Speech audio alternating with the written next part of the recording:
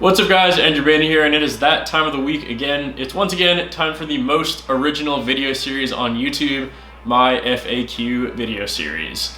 This is FAQ number 2. I started doing this last week. It's pretty self-explanatory. Basically, I'm taking questions from you guys and answering them. So this time around, I picked a few questions from my YouTube channel, people who commented questions on the last FAQ, and I also took a few FAQ video submission questions from my Discord server, which is linked below. It's been about a week now since I started using this Discord server, and it's actually been quite a bit of fun. So if you're interested in joining that, definitely go check that out in the link in the description. It's totally free, you don't have to pay for anything, so feel free to join if you're interested in extended range guitars or anything like that. So with all that being said, let's get started with the first question. The first question comes from Kappa Blaster on YouTube, and he asked, is there a story behind your Dingwall? So when I first saw this question, I wasn't really sure what he meant by that, but then when I was thinking about it, I mean, yeah, there actually is a decent story behind this Dingwall. He's of course talking about my Dingwall bass guitar right here, which you've seen in many of my videos, I'm sure. So this is a Dingwall NG25. So NG standing for Nolly Get Good from Periphery, but not technically from Periphery. You know what I'm talking about. So yeah, this is his 5-string bass model. It's called the NG2 because there's only 2 pickups. There's also an NG3 which has 3 pickups. I didn't really care about that. But anyways, the story behind this bass, let's get into that. So I went over this in a previous video a long time ago, but basically the story behind this bass is I got endorsed by Dingwall back in like October or November or something like that of 2018, so a few months back. And they, at the time that we started the endorsement, they told me that they didn't have any NG2s in stock at the moment, and they also said that they probably wouldn't have any until like August or something like that. So what I did at first was I just found a used Dingwall Combustion, and I just bought that instead. You might have seen that in a couple videos back around that time. Yeah, I was just gonna wait until August and get a proper NG2, which is what I've always wanted anyways. But then fast forward to NAMM 2019, which was in January, and Dingwall was there, of course, and I went up to their booth and met a few of the people that worked there, and I was telling one of them, like, yeah, you know, I got endorsed by you guys, I can't wait to get a proper NG2. In the meantime, I just got whatever, basically everything I just told you guys. And then I said, like, oh, my dream bass would be to get a neon green swirl, but I know you guys don't make those anymore. And Carrie was the lady's name who worked at Dingwall. She was like, oh, we definitely have one of those in stock. And I was like, what, you do? And she said, yeah, we do. Let me just double check the warehouse and get back to you. So I went around NAMM for a bit, came back and talked to her again, and she was like, okay, cool. Yeah, we have one left in stock. It's the last one ever made, and your name is on it, so you can just pay for it after NAMM and we'll ship it to you. And I was blown away. I was not expecting to get this bass ever because, to my knowledge, they didn't exist anymore. Unless I bought like a used one, I kind of expected to never get a green swirl bass. But luckily for me, they had one left in stock, and that is the story behind my beautiful Dingwall NG25 bass guitar. All right, so the next question comes over from my Discord server, and it's kind of a 2-part question from 2 different people. It comes from Taylor Pyramids and Zelix, and the question is about my fast guitars endorsement, basically, or how I got my first fast guitars. So it's kind of similar to the Dingwall question that I just had. Basically, people wanting to know more about my endorsement with fast and how I went about doing that.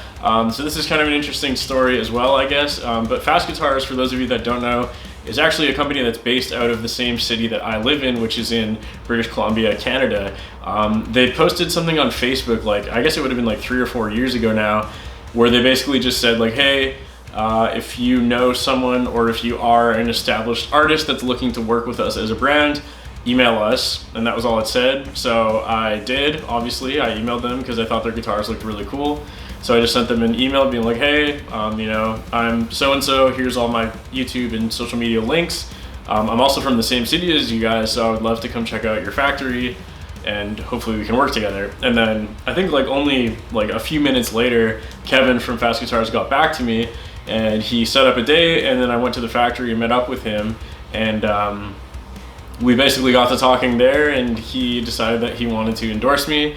I know the question was specifically asking if I got it for free, but I'm not going to answer that because I don't want to ever give away the details of what exactly my endorsements are. They're definitely not always a free or a discount or whatever.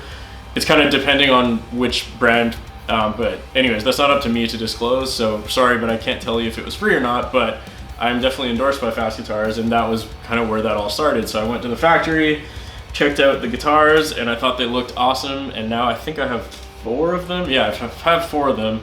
I've had 5 of them, but I did end up selling one because I got a different one that I liked more. But yeah, so that's kind of how my endorsement with Fast Guitars got started.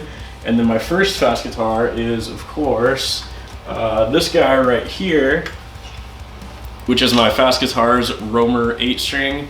This one has probably been used in the most videos on my channel, and it's also a guitar that I've had the longest now out of my whole collection, which I think it's like 3 or 4 years old. So yeah, this was the first one I got from Fast. It is a Jazzmaster style body, which I thought was super cool because I've never seen an 8-string with this body style before. And also having a fan fret guitar with the Jazzmaster body, I thought it looked so cool. The angle of the frets actually matches the body really well, in my opinion. And yeah, that's kind of the story behind this guitar. If you're interested in knowing some specs quickly, the ones that I remember: ebony fingerboard, roasted maple neck, swamp ash body. All of my custom guitars always have a swamp ash body. That is the only wood I'll pick. It's also chambered, so it's super light. And then it's got the, what is this called? Spalted maple top with like a black to green to yellow avocado burst finish. And what else has it got? It's got hip shot locking tuners and bare knuckle cold sweat pickups. And that's this guitar, and that is my first guitar from Fast. All right, next up we have another question from Discord, and once again it is from Zelix, or Zelix, however you pronounce your name, the guy with the attack profile picture. So he says, what guitar brand would you like to work with but don't think you'll be able to? This was kind of an interesting question because at this point in time, I guess I'm fortunate enough that I can and have worked with a lot of companies that I've wanted to. But I guess if I had to pick, I would probably say like Ibanez, I think. Ibanez or ESP, because those two companies don't seem too keen on the whole like internet guitarist thing or YouTube guitarist thing. I don't really see either of those companies sending out instruments to demo or review that often. It happens sometimes, but it's very, very rare. And yeah, I think that it would be really cool. I mean, obviously I've liked Ibanez and ESP for like forever since I started playing guitar. And obviously those two companies are huge and massive, and you know, unless you're kind of like the top tier artist, they don't really seem to be as interested, which is understandable because, you know, it's not like they would benefit that much from me promoting their product necessarily, because everyone already knows who their brand is. But yeah, either one of those companies would be awesome. Ibanez always releases some pretty cool looking things that are pretty expensive that I would love to try. I think one of my bucket list guitars that I want to get before I die is the Ibanez Stoneman, which is the Frederick Thorndal from Meshuggah model. That is like my bucket list guitar that I want to buy at some point in time right now. All right, the next question comes from Larry_Glue on my YouTube channel, and he asks, as someone who enjoys your music, I've noticed that you don't play a lot of leads or solos. Is there a specific reason for that? I simply don't play lead because I can't play that kind of stuff yet, but you've been playing guitar since you were 13, so I was just curious. I hope this doesn't come off as a diss. I love your channel and your music. Keep it up. Well, thank you, Larry. Yeah, it's definitely a comment and question I get a lot. Yeah, so even though I've been playing guitar for like half of my life, I'm very much open to admitting that I'm not very good at leads or solos or anything like that. I just kind of never really put in the effort to take the time to learn how to do that stuff when I was younger. When I was younger, I was always interested in rhythm guitar. And you know, when I was growing up, I was listening to stuff like Slipknot, Linkin Park, like fucking Suicide Silence, Whitechapel, like more like, I guess, like deathcore and nu metal. So that's what I really learned a lot of when I was younger. And I don't know, I feel like when you're younger, that's really when you like shape yourself as a musician. I mean, I know I definitely could spend the time and learn better if I really, really wanted to, but I don't know, I kind of just don't really care that much to learn, honestly. And at this point in time, I've got a good thing going. My channel does well. I mean, I'm happy with how I'm playing. I like what I play. I've always liked rhythm and, you know, groovy stuff a little bit more than shredding and leads, so I just kind of never really bothered. I know to a lot of people it comes off that I'm like a shitty guitarist, which, I mean, fair enough, maybe I am a shitty guitarist, but I don't know. I just never really put the time into really trying to perfect and get better at playing leads, which maybe I should one day, because I've definitely done a couple of guest solos on other channels' videos, like with Jared Dines and stuff like that, and CBT as well. And I know that like doing a solo for those channels gave me like severe anxiety, because I was like, this is gonna be bad. Why the fuck did you agree to do this? Because you are terrible at solos. So trust me, I know I'm very aware that I'm not very good at solos, but I don't know, it's just something that I never really cared too much to expand my knowledge and abilities on. Kind of a shitty answer perhaps, but that's all I got for you. Sorry, man. All right, the next question is from YouTube again, and this is by Jay Shannon, and they are asking, what band has your favorite guitar tone? I thought about this question a lot because I didn't really know right off the top of my head, but as I was thinking about it, I think the first band that came to mind was honestly Viljarda. I know they had, well, actually, no, that's not true. They did release a teaser for a new song recently, and it sounds like absolutely monstrous. And I've always thought they had like a really, really weird but interesting guitar tone. It's almost like there's like not very much distortion on it, but it still sounds like super heavy, which I know is kind of ironic because my tone always has like a shit ton of gain apparently. But yeah, that's kind of, I think my favorite guitar tone of all time would have to be pretty much anything Viljarda's done, but specifically their latest album, which was called Thousands of Evils. All right, the next question is from Proto-Not, and he says, hey man, I really honestly don't want to be rude. I'm just asking this out of genuine interest. Is there a medical reason why you always talk with a smirk, kind of one-sided, or is that just a habit? Yeah, so as obviously I'm sure most of you can tell, when I talk more out of one side of my mouth than the other. I actually didn't even know I did this until I started talking on videos and watched myself talk, because no one ever told me as far as I know. So when I watched myself talking for the first time on a video, I was like, oh, what the fuck? I didn't even know I did that. So yeah, there's not really any medical reason. It's definitely not out of like pain, or I didn't have like a stroke or something like that. I've literally just always talked this way, and yeah, I don't know, never tried to change it. It's just the way I am, I guess. The next question comes from Medzi on Discord, and he is asking, what album are you most excited to release this year? So I thought about this one as well, and there are two that immediately came to mind. The first of which is Northlane's new album. I wasn't a huge fan of their first single, Bloodline, but the new single they just released this week, which was called Talking Heads, is fucking awesome. I really like that song. It's definitely a lot different than Northlane used to be. It's almost like they're taking like a kind of like new metal influence on their sound, but it still sounds like Northlane, so I'm pretty with it. And I'm very excited to hear what the whole album sounds like, and also to see them when they come to Vancouver in, I think, August, because that tour is going to be awesome. The other band that came to mind was a band called Spite. I've talked about them many times on my channel.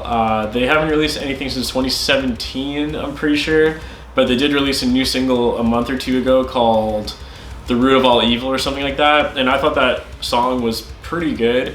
It's not my favorite Spite song of all time, but I'm just excited to hear more Spite, because I fucking love that band. They get me super hyped up. And I'm also hopefully looking forward to seeing some new Amur this year, if possible. I have no idea if they're working on stuff or not, but it's been 2 years since their last album, so I think that they can probably release something pretty soon, I hope. The next question comes from Sekase on Discord, and he is asking, what video games are you playing, and will you do a D&D stream with Serena? So right now I'm just replaying The Last of Us, which obviously is a pretty old game at this point in time. I think it came out in like 2013 or something like that. But there's not really any like new games that have been catching my attention, so I started replaying that, and I'm about like halfway through that again. Still an amazing game, absolutely love it. Then the second part of his question was D&D stream with Serena. So for those of you that don't know, which is probably almost all of you, my fiance Serena actually does a lot of the stuff related to Dungeons and Dragons and Pathfinder. So she has a Twitch stream where she actually paints miniatures for Dungeons and Dragons, and she also live streams a bunch of Dungeons and Dragons related things on her Twitch as well. So you should definitely go check that out if you're interested in Dungeons and Dragons. Wow, that's really fucking hard to say for some reason. But as for a D&D stream with her, probably not, because unfortunately I personally do not play at all. That's totally her thing. D&D is all her, and she does that. She's asked me to play before, but I'm just honestly not really interested in learning how to play D&D. I don't really like role-playing games in general, even when it's a video game, so doing a role-playing game that's like in person, I can't imagine that I would enjoy that. Maybe I'll try it at some point in time, but I probably won't live stream it. Sorry, man. All right, that's gonna do it for this week's video. So once again, if you have questions that you would like to see in one of these videos in the future, just leave it in the comments below or join the Discord server and put it in the FAQ submissions channel. Hopefully you guys enjoyed this video. I look forward to reading all your comments and questions. And as usual, if you liked my channel or liked my video, definitely hit that subscribe button and check out the links in the description below. It would really help me out a lot. You can get things like merch on my merch store, or you can support me on Patreon where you get audio downloads of all the music I release on the channel, and you can also get stems, which is like the individual guitar, bass, drum tracks. You can get all that over my Patreon. So once again, guys, thank you so much for watching. I look forward to reading your comments, and I'll see you guys next time.